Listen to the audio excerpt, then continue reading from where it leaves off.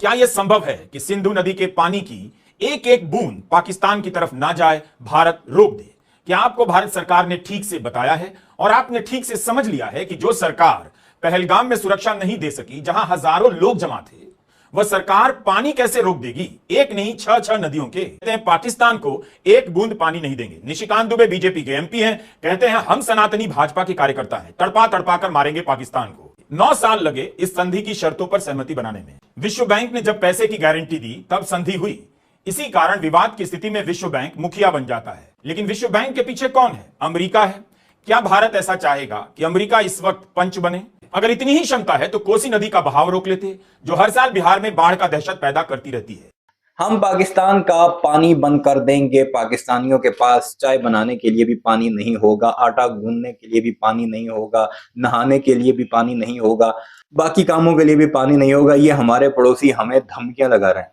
कल की वीडियो में हमने आपको भारतीय जनरल की जुबानी बताया था कि इतना आसान नहीं है पाकिस्तान का पानी रोकना, और रोकने के लिए भी कम से कम 20, 25, 30, 50 साल लग सकते हैं अगर आज से हम काम करना शुरू कर दें। अब सुनाते हैं रविश कुमार ने कैसे इस गोदी मीडिया का मुंह बंद किया है, और खासकर उस भारतीय जनता पार्टी का जो कि अपने इन अंधे भक्तों को, इन बेवकूफों, जाहिलों, गधों को सिर्फ इसलिए लॉलीपॉप दे रही है ताकि वो जो हॉस्टाइल कंडीशन बनी हुई है नरेंद्र मोदी की अपने मीडिया के हाथों, कि पहले जिसे इंजेक्शन लगाता रहा कि मेरे हक में बातें करो, पाकिस्तान के खिलाफ बोलते रहो ताकि मुझे इलेक्शन में फायदा हो। अब जब वही गोदी मीडिया पाकिस्तान के खिलाफ जंग की बातें करता है और बढ़ के मार करके हम हलवा बना देंगे, हम ये कर देंगे, वो कर देंगे, अब जब टाइम आया है कुछ करने का तो नरेंद्र मोदी ने इंडस वाटर ट्रीटी का एक लॉलीपॉप उन्हें दे दिया है, और साथ ही भी कहा है हम कार्रवाई करेंगे, जरूर करेंगे, लेकिन हो नहीं सकता कि इंडिया पाकिस्तान के खिलाफ कोई भी ऐसी घिनौनी हरकत करे, क्योंकि उसे पता है कि 2019 में उसके साथ क्या हुआ। रविश कुमार जो कि एक सीनियर जर्नलिस्ट हैं,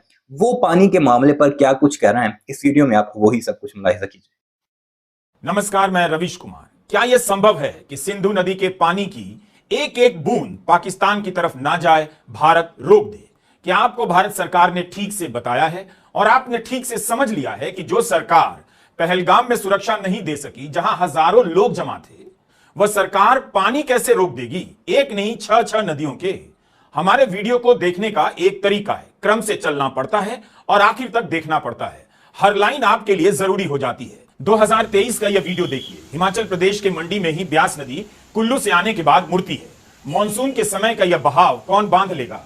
अगर बांधा जा सकता था तो इस साल बाढ़ से हिमाचल में जो तबाही आई थी उसे कोई मंत्री अपनी फाइल पर साइन कर रोक देता। ब्यास का पानी हरिके के पास सतलुज में मिलता है और फिर दोनों का पानी सिंधु नदी में। क्या यह संभव है कि इस पानी को बांध बनाकर आप बांध सकते हैं? ऐसा लगता है कि बीजेपी को पानी एक नया हथियार मिल गया है। पानी नहीं देंगे, प्यासा मार देंगे, इस टाइप की बातों से लोगों में जोश आ जाएगा, उसे ऐसा लगता होगा। हाउसिंग सोसाइटी वाले अंकल सब नहाना धोना छोड़कर यह सब होता देखने के लिए टीवी के सामने बैठ जाएंगे। गोदी मीडिया के यूट्यूब चैनलों का थंबनेल देखकर लगता है कि इस देश के लोगों ने भले नदियों को अनंत काल से देखा है, उनके बारे में सुना है, पढ़ा है, लेकिन इस देश के संपादकों, पत्रकारों और एंकरों ने लगता है नदियों के बारे में ना तो कभी सुना है, ना पढ़ा है, ना नदियों को देखा है।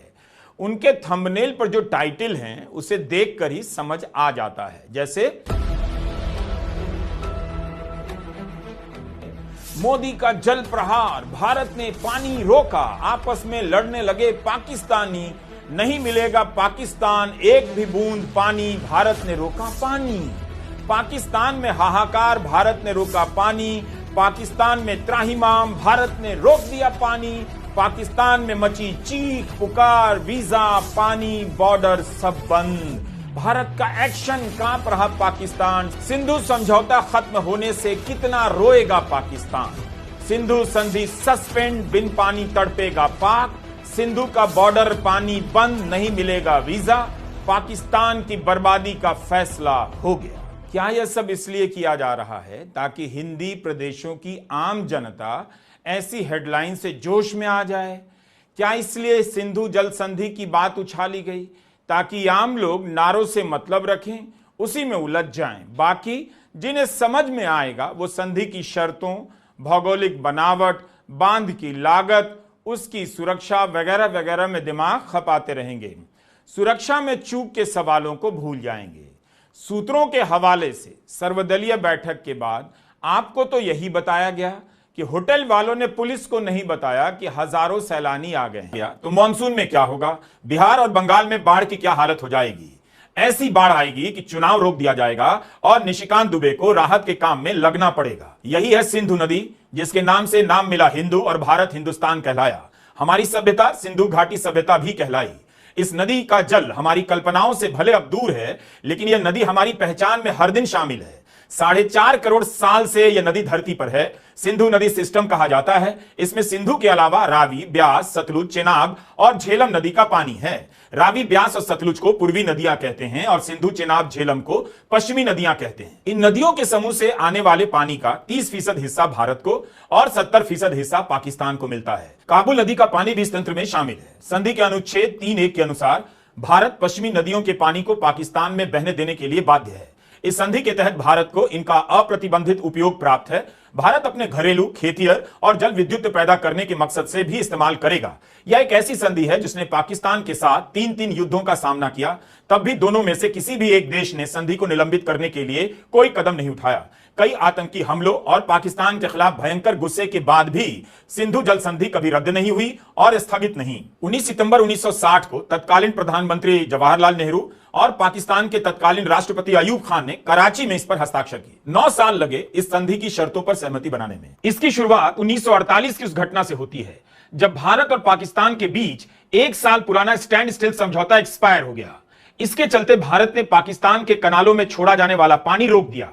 पानी रोकते ही पाकिस्तान के हिस्से की नहरें सूख गईं और फसलें चौपट होने लगीं।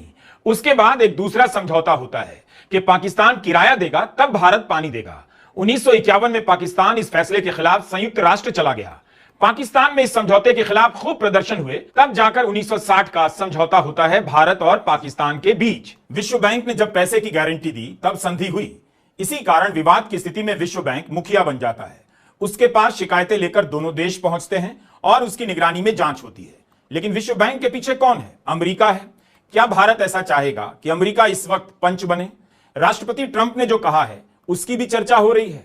4 दिनों तक उपराष्ट्रपति जेडी वांस भारत में थे, ताजमहल घूम रहे थे, जयपुर घूम रहे थे, लेकिन उनके जाते ही ट्रंप ने कह दिया दोनों देशों को जानते हैं, दोनों से अच्छे संबंध हैं। उन्होंने भारत का एक तरफा नाम नहीं लिया।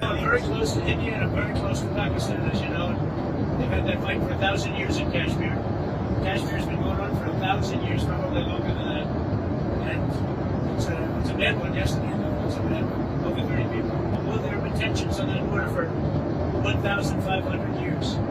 So, you know, the same as it's been. But they'll get it figured out one way or the other. We know both leaders. There's great tension between Pakistan and India, but there always has been.